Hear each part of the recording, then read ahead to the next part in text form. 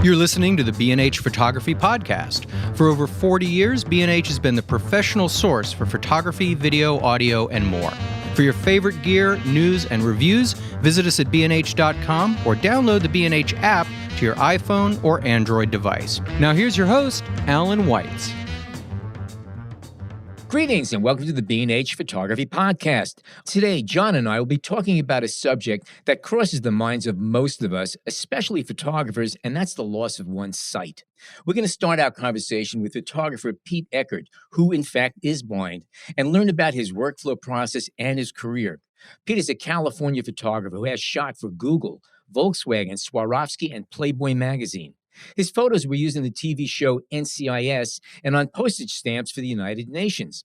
His work has appeared in countless exhibitions in the U.S. and around the world, and we're delighted to have him on the show today. Welcome to the B&H Photography Podcast, Pete. Good to be here. It's good to have you on the show. I think it's a fascinating topic. Let's start. Can you tell us how your photos came to be used on the popular police TV show NCIS?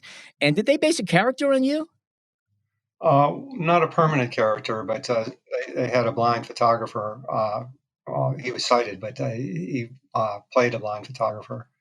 How did they come in contact with you? How did this little marriage come together between your photographs and the show? When I started off, I'm all about making money, and so I went after prize money. And so I was winning a lot of competitions, and that's probably how that's the only way they could have noticed me. Were they part of the storyline? Yeah, those are actually my photos, and they produce some really nice large ones. One has been on world tour since '09. It's a show Sight Unseen, and so you can't see it from here, but they sent them back to me in a very nice crate, wood good on both sides, and I wasn't going to pitch that out, so I made my pantry. It's all the shelves are made from that wood. That's the best part of the story, I think. I love it. On your website, you're very forthcoming, and you tell a story of how you came into photography after your diagnosis with retinitis pigmentosa. Now, can you perhaps tell us how and why your interest turned to photography at that particular time? And also, I think it would be of value if you can describe exactly what is blindness. It's not that all of a sudden the lights go out, although maybe for some people that is the case. But what was your particular journey like? Because you were sighted until the age of 27, and then you started to lose your sight. Can you get into that a little bit and describe what it was and how you had to work around all of this initially? Okay, it started, I had noticed a line in my vision that was pastel. And so I went to the Pacific Medical Center, and they misdiagnosed me, actually. And I found I had RP, retinitis pigmentosa. Retinitis pigmentosa takes away the vision from the outside edge first, moving in until it covers over your central vision and you go totally blind. Now, if I could ask a question now, when you say you start losing your vision from the edges moving towards the center, is it a darkness that comes over? Is it a fuzziness? Exactly what is it that you are noticing? What is that loss? It's pretty complete. It almost looked from my point of view as if I was wearing a crash helmet. The outside edges were dark, and so it became a tunnel effect.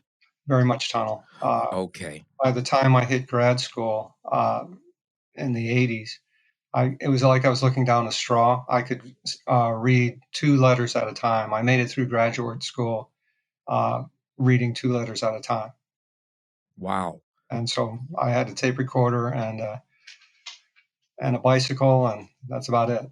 When reading, when doing my homework for the show, I noticed that when your vision was down to like 10 degrees, just the center 10 degrees of vision you had, you were still shooting pistols in NRA competitions. And won amateur competitions.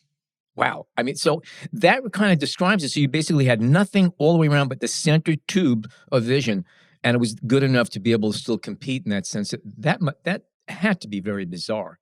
So from how long did it take you to go from just noticing it to a point where you're down to 10 degrees center vision? What's the time span of that? About 10 years. All right, so it's gradual. So you do have a time to adapt. And while that's going on, you're also tuning up your other senses along the way, your sense of This hearing and everything else. misconception. Please correct me then, please. Okay, think of your whole attention as over your five senses. When you take out vision, it isn't that the other senses get stronger. It's just they have more computing capacity in there. And so what I did was actively promote that by rewiring the optic cortex. So I consciously tried to send sensation from my mostly sound and touch to build images in my mind's eye. And eventually I was quick enough where I could function without a cane or a dog and, move around as if I could see, even though I was blind. Wow. And this is John. Pete, I want to ask then, was photography kind of a part of that process that you're describing in its way, or was that something that was separate and came later, or did you kind of find that as a tool to help you kind of achieve this kind of focus? You said the right word, tool. At first, I tried to increase my health by getting into martial arts. And then I realized I would need street skills if I was going to stay in the world and not be cloistered or hidden away. And so my first feedback loop was sparring. I would spar. The other black belts I was sparring against didn't know I was blind or had any vision troubles. And so I'd spar full speed with them. And my feedback loop was how many times I got bopped. And I decided I wanted to move out into the world. And so I was looking for another method, a feedback loop. And that's where the camera came in. Okay. Interesting. And that feedback would come from, I guess through your sound and touch and the sense of the space. You would see something, quote unquote, of course, and then take your image and then have some literal feedback with people about what you saw and what you took and how it matched what you thought you saw. Exactly. There's the event. And then there's the product. The event of taking the photo, I do it all by myself. But then to match up the two, like, did I get what I think I got? I need a description from sighted folks to compare the two. Huh. And then I choose which ones I want to print. And at that time, I title them. If something's not titled, it's a simple way of knowing if I've approved of it in the past or not. And who were the first people that you would use for this feedback? Did you have instructors or somebody close to you, or how'd that work? It was a small camera store called Camera Arts, and the people there were great. There was 3 owners that ran the shop, and I'd go in and I'd buy a little bit of paper, a couple rolls of film, not a lot, and I'd ask a bunch of questions, and they were patient enough to answer my questions. And so between the Time Life photography books from the 70s Yes, and Camera Arts, that's how I learned from those 2 sources. Yeah, I have to interject that when John told me about this episode, when he informed me what we're going to be doing, it brought to mind back in the late 70s, I was teaching at a community college out where I lived, photography courses, and I had a student who was legally blind. He saw very, very fuzzy imagery. Now, this is pre-autofocus and auto everything. And he used to shoot with a 4x5 monorail camera. He would have a friend drive him around. He would find things that he would like. Now, he saw light and shadow, and he used the view camera, and he would look at on the ground glass and use dark and shadow. He was basically using forms, essentially, and those were his photographs. And he had his friend double check the focus on the ground glass because that was a little bit beyond them. But he did some magnificent landscapes and even a couple of portraits using highlights and shadows, just white and black and intermediate tones to compose.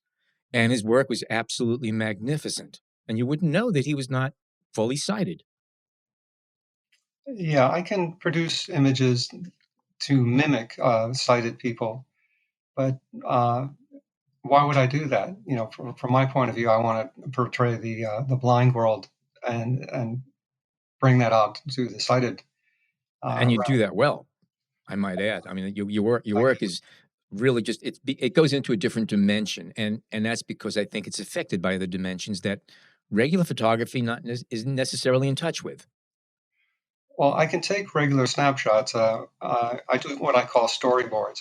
My dad passed away about a year and a half ago, and I had done a storyboard of him. He liked to sail, and so he had a tiny little sailboat, and him packing everything up, and then building up the boat on the shore, finally getting out and sailing, and then the reverse, repackaging it up. Uh, so when my dad died, I sent that out to all my siblings. Nice, So nice, can nice. I ask? I mean, at the stage that we were discussing just before, you're using photography as kind of a tool, and obviously, like most of us, as we get into something, it either the bug bites or it doesn't. So I assume you're talking to the people over at Camera Arts and asking them about different cameras and different adjustments and accessories. So how did that kind of process go? And at one point, did you say, "All right, I want to do this for art, to put pieces out there to talk about, my situation as well as the photographic situation," or was that always a part of it? Um, I stumbled into photography. My dad did photography when I was a kid, so I had some awareness of how to work in the darkroom and whatnot. I'd seen it, and he had even given me a camera when I was too small to understand film. Uh, uh, I actually took some shots of a lynx. I was about 7, and I knew where a lynx and her kids were denning.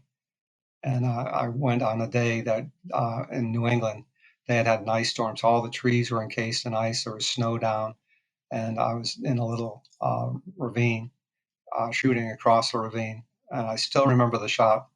But I was so excited, I came home and wanted to show it to my dad. So I took the film out of the camera to show it to him. But I still remember the shot. I bet. So Isn't that interesting? Isn't that interesting? Right? uh, Oh man, the one that got let's. away.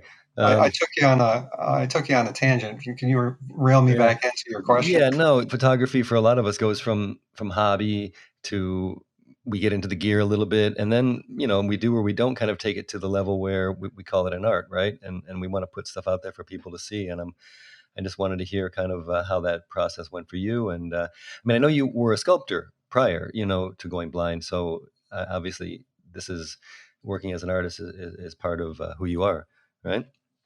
Very much so. I've always made art. I had dyslexia when I was a kid, and I tell people now that my blindness cured my dyslexia. So, but I always made things, and I still do other things rather than photography. But I found in a drawer an old camera that my mother-in-law had, Kodak Retina 2, which is funny. Retina 2 and my two retinas weren't working. But it had an infrared setting on it, and a blind guy doing photos in a non-visible wavelength. That hooked me right there. And so, There is uh, something very poetic about that. yeah, although I didn't understand infrared, it had infrared effects. It really wasn't truly infrared, and I didn't understand that at first. But I started out doing black and white infrared at night, Hmm. because at night I figured blackness and blindness are related. And um, I was still pretty healthy then and younger, because this is 20 some odd years ago. And I remember going to the Palace of the Legion of Honor in San Francisco. And at night, they had sculptures out in the parking lot and around the grounds. And they would lock up some gates after dark, which meant I couldn't shoot. Uh, Nay, nay. I just hopped the fence and went in and took shots of the seagull plaster cast of uh, I think it was people from Pompeii, and but I later had a show there, much later, 10 years after I had done that. And I mentioned it to the head of security, and she pretty much freaked out. I would be willing to do that. And then how did you get to your, what I guess we'll call your style? I mean, and we encourage obviously our listeners to take a look at your website or our homepage. But there's obviously a lot of long exposure. There's wonderful light painting, and I particularly like the images of cars. But also, there's a series you have called Neurologic. I suppose that's what the series is called, and the portraits of people with light running through them. And how'd you get there? Neurologic. I'm just starting to mention on the web that I have Parkinson's, and I didn't want to call it Parkinson's, so I call it neurologic. For me, Parkinson's feels like I'm hooked up to a electrical generator and pulses of energy coming through me. And so the nervous energy, I was trying to show what it looked like, and that web page is mostly about that. Right. And in a case like this, can you talk a little bit about the process? I mean, even down to the gear you're using, and and some of the augmentations and adjustments you've had to make, to have this gear work for you. Okay. Well, the camera, it's a Mamiya Flex, and actually that one was shot with a Mamiya RB67. Some of them, and some are from Mamiya Flex. The Mamiya Flex, I carved notches in the rails for focusing, and it clicks into position, so I know the film's advanced and whatnot. I'm stuck in old film cameras because of the modes and digital cameras. I don't really like to shoot full auto because then you end up with just photos that look like I'm sighted. So I need to kind of put my fingerprints of blindness on the shot. And I've asked a few camera companies to produce a camera that has voice out. And not only I would prefer this, I've watched videographers struggle with extensive menus. Sometimes the menus are just too cumbersome to get through quickly. And so being able to talk to the camera would be good for you guys as well as me. And so, I'd appreciate that if any of the camera companies could go through. Alan, you're going to take care of that, okay? I'm going to get on that after lunch. I can promise you. Oh, yeah. Something I'm curious about. One thing I'm curious about. You mentioned that you're using a Mamiya Flex, and it's interesting. This is the second time the camera's come up in recent shows. I forget who else was shooting with a Mamiya Flex because it has a bellows on it for closer focusing. It was Larry Fink. Yeah. But the question I have for you is one of the features of a Mamiya Flex is it's a twin lens reflex with interchangeable lenses. Are you using the camera because of that? And if so, are you using telephoto, wide angle? What kind of lenses are you using with this particular camera? Yeah, I chose that over a Rolly because of the interchangeable lenses. I only have a normal lens, and I wanted it interchangeable so I could do pinhole, zone plate, and also get inside the camera and put different objects in the camera to basically play with the image. So my view of it is I can alter the image from the outside, from the inside of the camera, and in processing as well. And so all those things gave me room to play and see what I could do. Okay.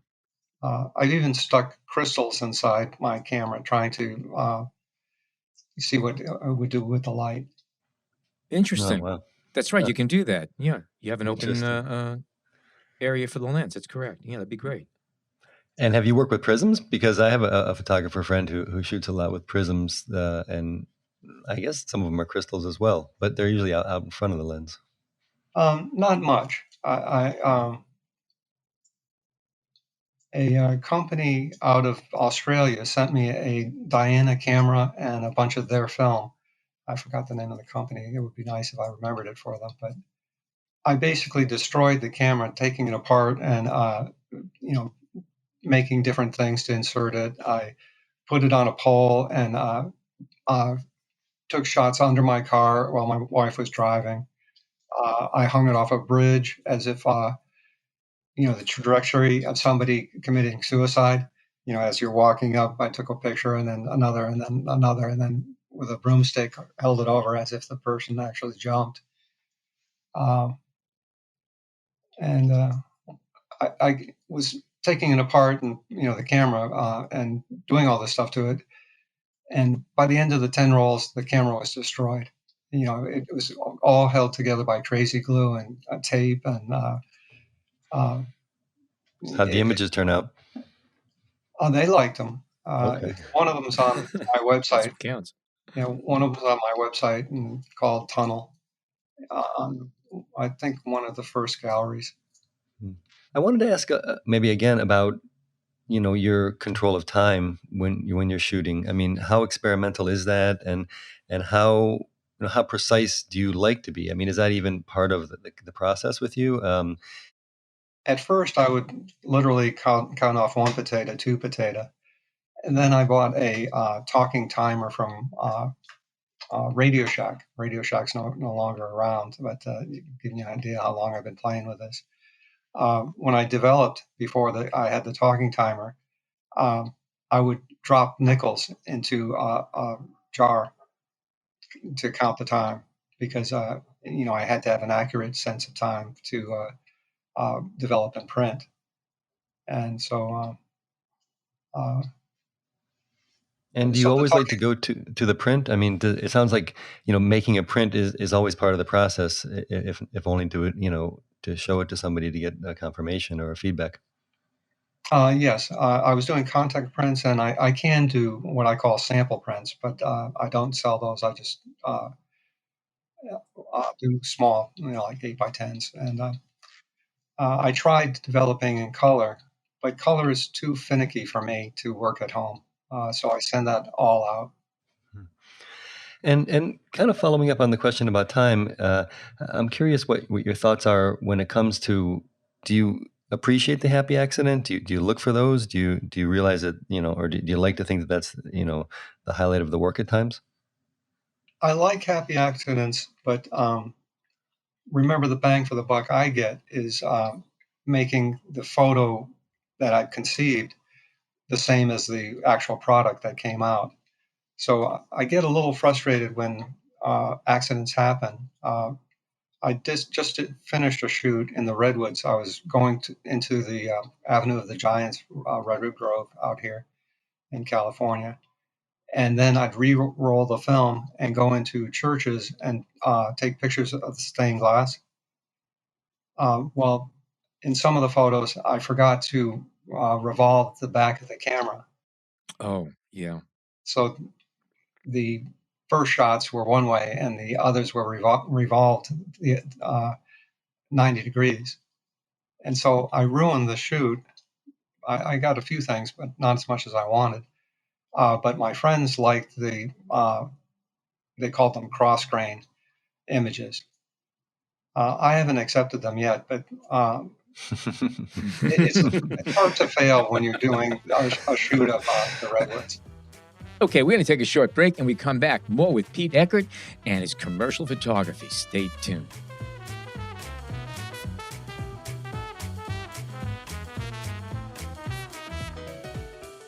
We hope you're enjoying this edition of the B&H Photography Podcast. The best way to support the show is by subscribing on Apple Podcasts, Google Podcasts, Spotify, or wherever you get your podcasts. For links to gear and more information on today's guests, check out the show notes in your podcast app or visit our homepage on the B&H Explorer website and join the B&H Photography Podcast Facebook group. And now, back to the show. Okay, we are back with Pete Eckert. Pete, could you tell us how you got involved with Volkswagen and shooting commercial work for them? That sounds like an interesting story. Volkswagen had seen some of my other work and contacted me, and uh, it was curious working back and forth with them. I knew it would be commercial work and focused around a car, but I immediately, when anybody gives me or an assignment or I come up with an idea, I dive right in right away. And so, working back and forth with Volkswagen, I had to describe to them how I worked, and they were very generous. They rented a huge studio in Hamburg for me, uh, painted it all black, matte black, and flew me over with a friend of mine that was going to work as a technical support. It was lots of fun. They really didn't tell me what to do, and that was the best part. They brought the prototype car in, but they really didn't tell me what to do at all or what their expectations of me were, and so that left me kind of at loose ends. And so the first thing I usually do is come up with what kind of techniques I'm going to use.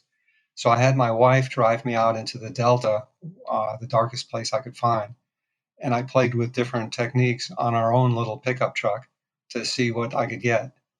And that's how I built the techniques. And while working with them, they were surprised that I would always go directly for the image as if I had it pre-planned. Well, exactly, I had it pre-planned, and uh, and so I before I got there, I was thinking about shooting a car at Baja from a helicopter, and as a car splashed through puddles, the puddles would become neon and uh, and other different effects with the car.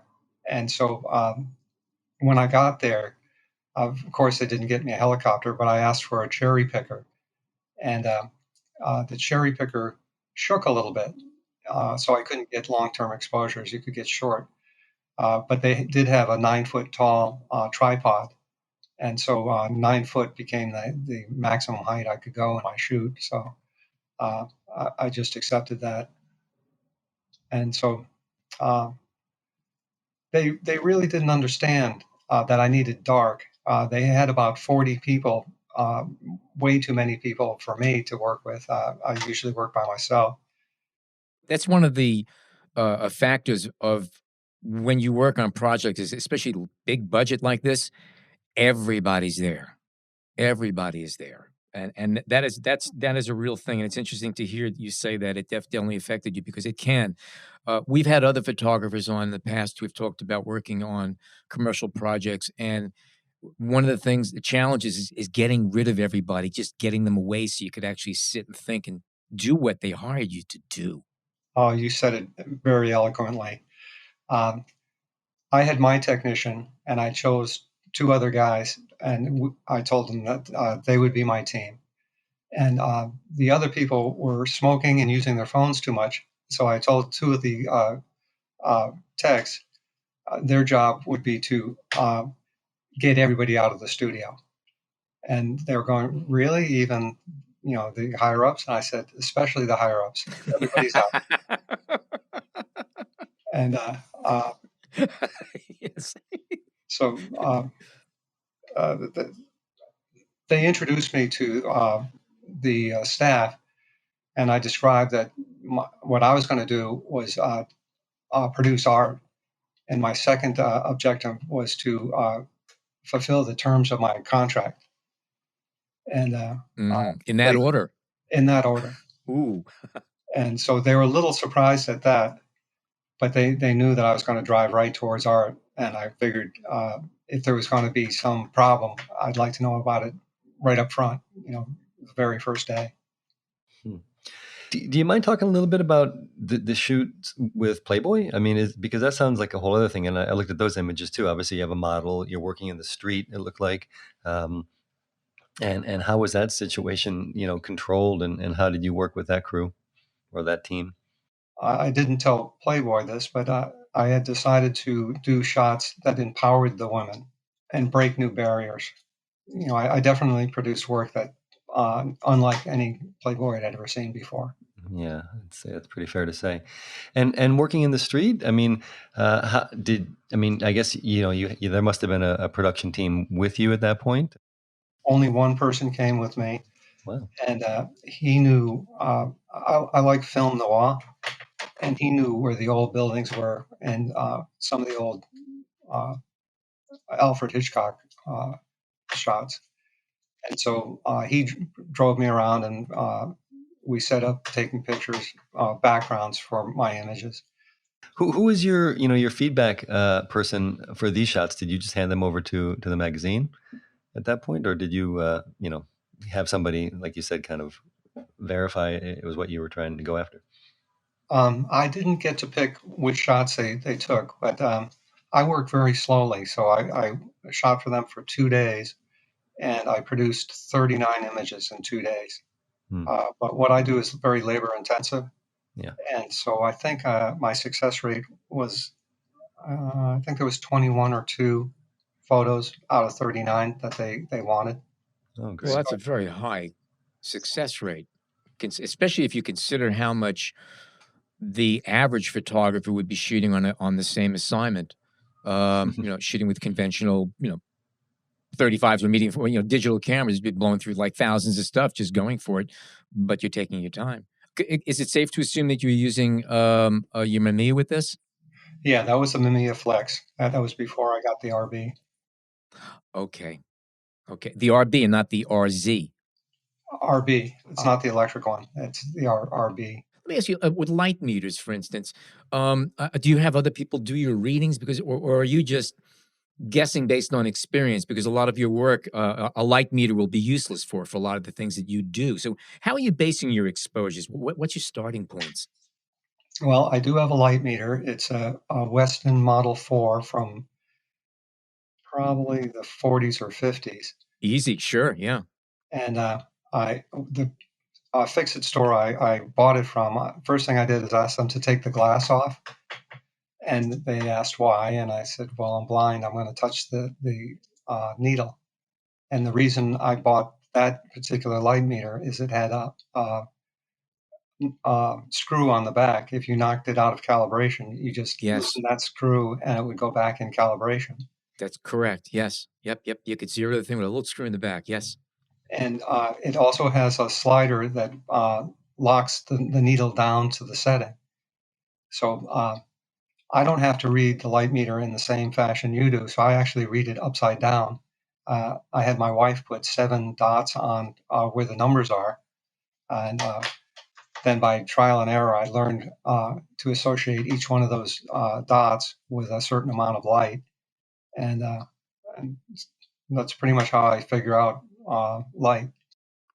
It's not unlike the way a lot of people used to focus rangefinder cameras, where there'd be a little tab somewhere on the focusing ring, and depending on where you have that tab, be it pushed all the way clockwise or counterclockwise, that was infinity to close-up. And just by moving your thumb on this, or whichever finger you used to focus, positioning this little knob or finger notch, you knew where your focus was. You didn't have to look at your focusing or anything else. You just by positioning it, you knew where your focus was. It's similar to what you're doing with a meter in this sense. Yeah, it's very similar. I've retro-engineered a bunch of my equipment, but my hacks are very crude, effective but crude. But there are Braille cameras, or there were Braille cameras. Is that true? No. No. During, I guess, the 40s, they used to train blind people to be darkroom workers. That would be a great direction to go in. Kodak was a huge hired a lot of blind people because they could work in the dark. They didn't need light. You also work doing some street photography, and you've walked with your dog, and you tell a couple stories about how you train your dog to help as part of the photography process. Can you talk about that?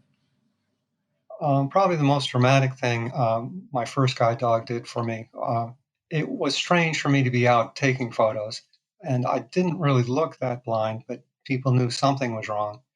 And so once or twice, I guess twice, somebody tried to steal my equipment, and Uzu would just get himself between me and the bad guy and dance back and forth.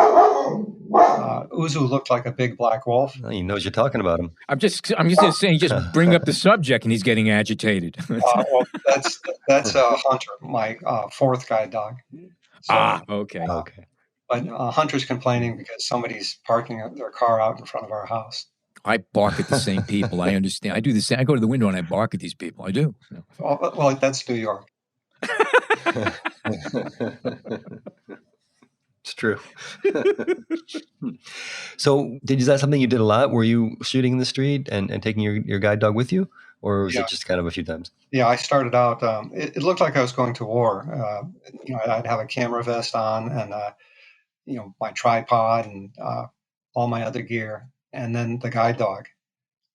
One thing, you don't want to cross the street with a camera out if you're a blind guy, because the people driving assume you can see when they see the camera, even though you have a guide dog.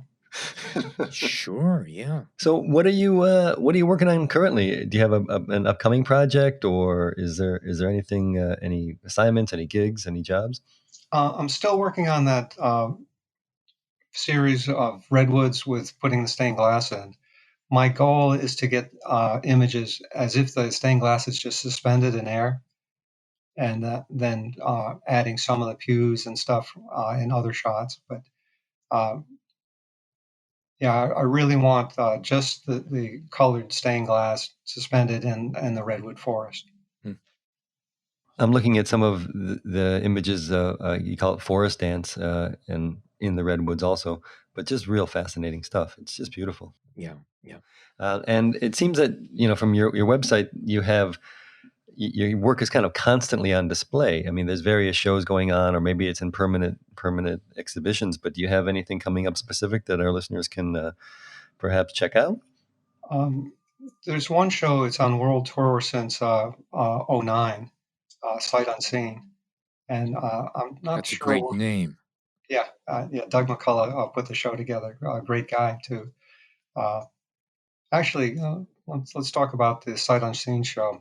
The Sight Unseen show, I point to as the beginning of the blind photography movement. The Impressionists 100 years ago, a number of them had vision problems. So us moving into photography is actually a natural step. And then people that have no vision, like me, doing work, that's really the next jump for the Impressionist movement. That's a great point. And maybe you can talk a little bit about, this idea, and other photographers that other blind photographers that and visually impaired, and the work that is out there. And I know you also had a blind photographers guild that you put together. Yeah, the guild. I was showing at Photo LA, Stephen Cohen's show, and to get in there, I need to belong to some small group, and so the booths had 3 walls, and so I figured 3 walls, 3 people. I don't want to be an administrator; just let them do whatever they want. And good attitude. I needed a name for my group that would catch some attention. So the Blind Photographers Guild. We sound huge. There's 3 of us, and but all 3 of us are in that Sight Unseen show. All 3 of us have had opportunities because of the guild. Bruce Hall has shot for Apple, and Alice Wingwall's been in a few more documentaries, and it was really a starting point. I believe that to stand on the work, not on the hook of blindness. It's a curiosity. What does a blind person do? But the real objective is to have good work. and compete directly with sighted people. Okay, Pete, it's been terrific talking with you, very informative. As far as your websites, if people want to see more of your work, where can they go to? My name, Pete Eckert, with no space, .com is my website, and there's all sorts of stuff on there. And we will have all of this in our show notes as well. And I highly recommend people take a look at this because it's an interesting point of view that Pete has, and technically he pulls it all off. So the whole thing it's a win-win for everybody. It's inspiring. It's really, really amazing to watch, and great talking with you. Meantime, if you are not yet a subscriber to the show, we have a fix for that. Believe it or not, simply head on over to Apple Podcasts, Google Podcasts, or wherever you snag your favorite podcasts, and enter B&H Photography Podcast into the search box, and boom, you are going to be family. And you can always find this on the B&H Explorer website, as well as the B&H Photography Podcast Facebook group page. I'm Alan Weitz, and on behalf of John Harris and Jason Tables, thank you oh so much for tuning in today.